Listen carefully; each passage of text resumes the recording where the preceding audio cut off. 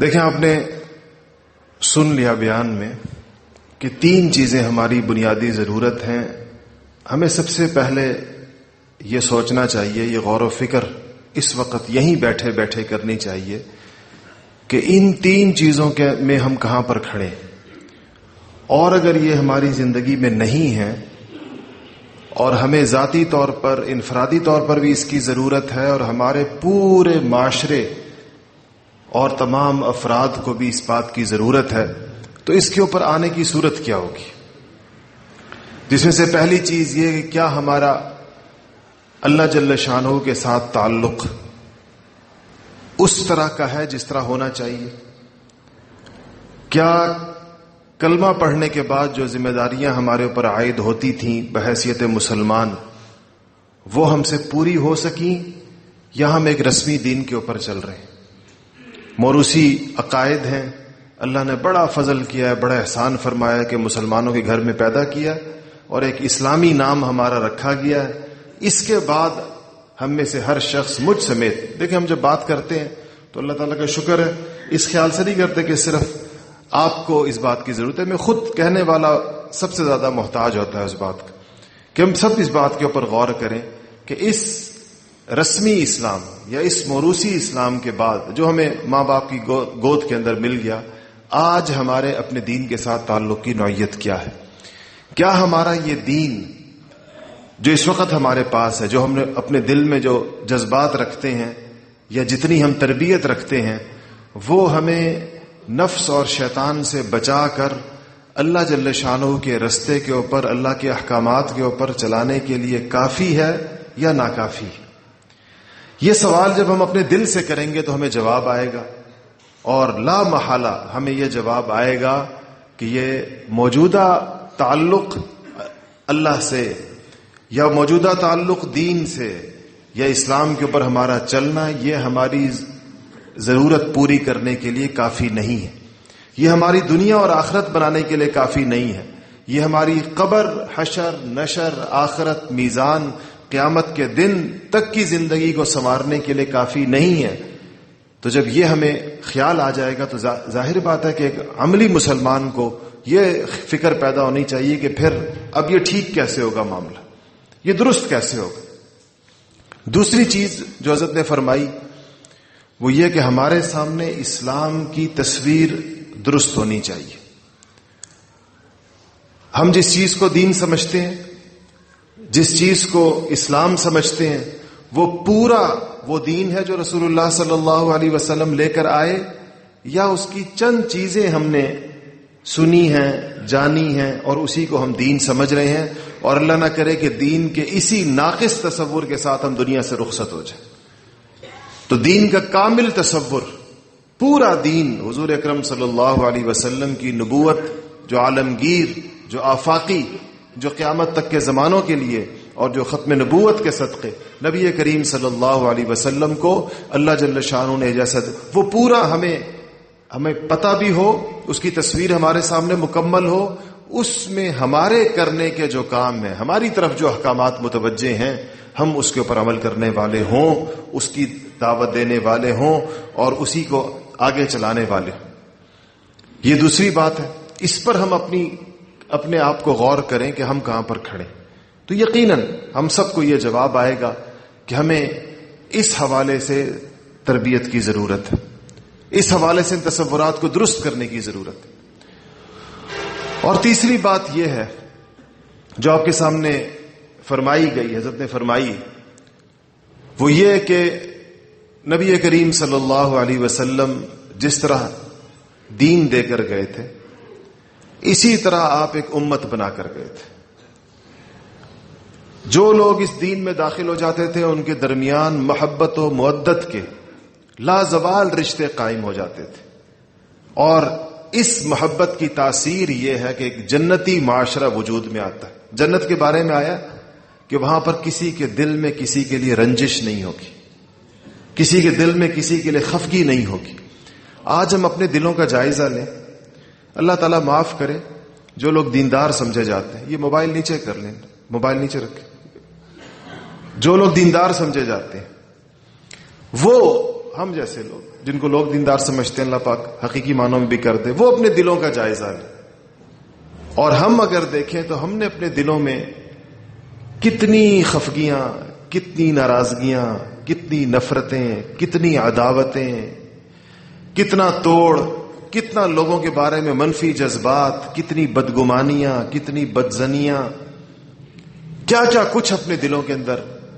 پالا ہوا ہوتا ہے، رشتہ داروں کے حوالے سے، اپنے معاصر اہل علم کے حوالے سے، دین کا کام کرنے والے دیگر لوگوں کے بارے میں. اور سچی بات یہ کہ کھینچا تانی کی زندگی ہم گزار رہے ہوتے. اسی نے ہماری، جو شروع میں حضرت نے بات فرمائی کہ ہماری زندگی سے جو سکون عنقا کیا، اسی کھینچا تانی نے کی. ظاہر بات ہے، آپ سوچیں کہ ایک آدمی ہر شخص سے کسی نہ کسی حوالے سے ناراض ہو، باپ بیٹے سے ناراض ہو، بیٹا باپ سے ناراض ہو، بھائی آپس میں ناراض ہو، رشتہ داروں سے الگ ناراضگیاں ہوں، مولوی صاحب ساتھ والی مسجد کے مولوی صاحب سے ناراض ہوں، مدرس صاحب دوسری کتاب پڑھانے والے سے ناراض ہو، ایک علاقے کے دیندار لوگ اسی علاقے کے دوسرے دینداروں سے ناراض ہوں، دکاندار اپنی ساتھ والے دکان والے سے ناراض ہو، فیکٹری والا دوسری فیکٹری والے سے ناراض ہو. تو یہ معاشرہ ہے یا یہ جہنم ہے؟ ہم نے تو خود اپنے ہاتھوں سے، اپنے رویوں سے اس معاشرے کو، جو مسلمان جو ایک دوسرے کو ملتے ہوئے ایک دوسرے کے اوپر کیسی سلامتیاں بھیجتے ہیں، السلام علیکم ایک کہتا ہے، دوسرا وعلیکم السلام ورحمۃ اللہ. اس سلام سے جس قسم کا معاشرہ مطلوب ہے وہ تو صرف سلام سے سمجھ میں آتا ہے. ظاہر ہے مسلمان جو زبان سے کہہ رہا ہوتا ہے، دل بھی تو اس کا رفیق ہوتا ہے. تو وہ مسلمان جو دوسرے کے اوپر زبان سے سلامتی بھیجتا ہے اور کتنی اچھی اس کو دعائیں دیتا ہے ملتے ہوئے، اس کے دل کی قلبی کیفیت کیا ہونی چاہیے اس وقت، تو وہ ہمارے درمیان نہیں رہی. اس نہ رہنے کا نتیجہ یہ ہے کہ یہ آج امت آپ کو اس حال کے اندر نظر آ رہی، جس میں وہ لوگ جو معروف معنوں میں دیندار نہیں سمجھے جاتے، ان کو تو آپ بالکل ہی چھوڑ دیں. دیندار سمجھے جانے والے لوگوں کو لے لیں، دین سے محبت کرنے والوں، دین کے نام پر جمع ہونے والوں کو، اور دین کا جذبہ رکھنے والوں کو، دین کی محنت کا ذوق رکھنے والوں کو آپ دیکھیں تو ان کے اندر بھی اس بات کی کتنی شدید کمی محسوس ہوتی. کسی کو بھی ہاں، کسی اور کو ہم کیا دیکھیں، ہر شخص ہم میں سے اگر اپنے دل کے اندر جھانکے گا تو اس کو خود ہی پتہ چل جائے گا، دوسرے کو کیا انگلی اٹھائیں اس کی جانب. تو یہ جو آپ کی خدمت میں یہاں پر حاضری ہوئی ہے، یہ ایک کام اور ایک محنت لے کر ہم آپ کے پاس آئے. یہ ایسا نہیں ہے کہ جیسے آپ لوگ عام طور پر لوگ سمجھتے ہیں کہ ایک پیر صاحب تشریف لائے، ان کا بیان ہو گیا، آپ نے اس میں واہ واہ سبحان اللہ کہہ دی اور پھر آپ اپنے گھر چلے گئے اور ہم اپنے گھر چلے گئے. یہ تو اتنے لمبے سفر کا یہ مقصد نہیں ہے بالکل بھی، نہ اس سارے کام کا. اس کا مقصد تو جو یہ ہے کہ جب آپ اس چیز کی ضرورت کو محسوس کر لیں،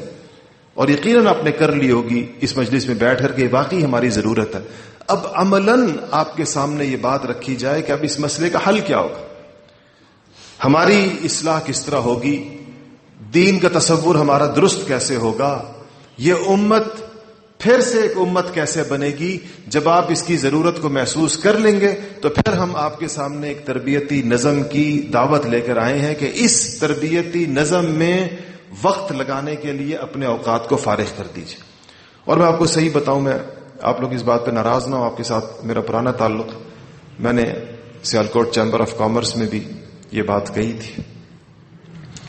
آپ کے علاقے، آپ جو دیندار لوگ تشریف فرمائے، دیکھیں آپ دین کے نام پر آئے ہیں، اللہ کے لیے آئے ہیں یہاں پر، یہ آپ کی دینداری کی علامت. آپ لوگوں کو، خصوصاً اس علاقے کے لوگوں کو، آپ کو بہت سخت ضرورت ہے اس بات کی کہ آپ میں ایک مضبوط جماعت،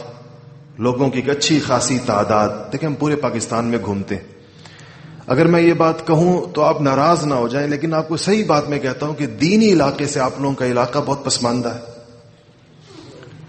اور تھوڑا نہیں بہت زیادہ پسماندہ ہے. پورے ملک سے میں موازنہ کر کے کہتا ہوں، اس ملک میں شاید ہی کوئی ضلع اور تحصیل ایسی ہوگی جہاں میرا جانا نہ ہوا، اور اس کی کئی وجوہات ہیں، میں اس کی پر نہیں جاتا. لیکن آپ جو لوگ جو دین کے نام پر جمع ہوئے ہیں، اگر آپ اس فضا اور ماحول کو نہیں بدلیں گے اور صحیح معنوں کے اندر کوئی سنجیدہ دینی محنت یہاں پر نہ کی، تو آپ کے پاس کوئی ضمانت نہیں ہے کہ آپ کی آنے والی نسلیں مسلمان رہیں گی یا نہیں رہیں گی. کیونکہ جب بے دینی کی اس علاقے میں پھیلتی ہے تو وہ آگ کی طرح پھیلتی ہے، اور آبادی کے اعتبار سے گجرانوالہ ڈویژن، یہ گجرانوالہ ڈویژن میں آتا ہے نا، پاکستان میں غیر مسلموں کی سب سے بڑی تعداد اس ڈویژن کے اندر ہے، پورے پاکستان ایسے ہی نا، قادیانیوں کی، عیسائیوں کی سب سے بڑی تعداد اس علاقے کے اندر. تو یہ کوئی ایسی آپ کے لیے وہ نہیں کہ آپ لوگ اس پر فکر مند نہ ہو. باہر سے آنے والے مہمان آپ کو فکر مند کر کے جا سکتے ہیں، آپ کا دل کا دروازہ کھٹکھٹا کے جا سکتے ہیں، لیکن اس علاقے کے اندر دین کا کام یہ آپ کو خود کرنا ہوگا. ہر علاقے کے لوگ اپنے علاقے کی دینی فضا کے، اپنے علاقے کے اندر دینی محنت کے، اپنے علاقے میں لوگوں کو اسلام کے اوپر کھڑا کرنے کے، اپنے علاقے کے لوگوں کو صحیح معنوں میں رسول اللہ صلی اللہ علیہ وسلم کا امتی بنانے کے خود ذمہ دار ہوتے ہیں.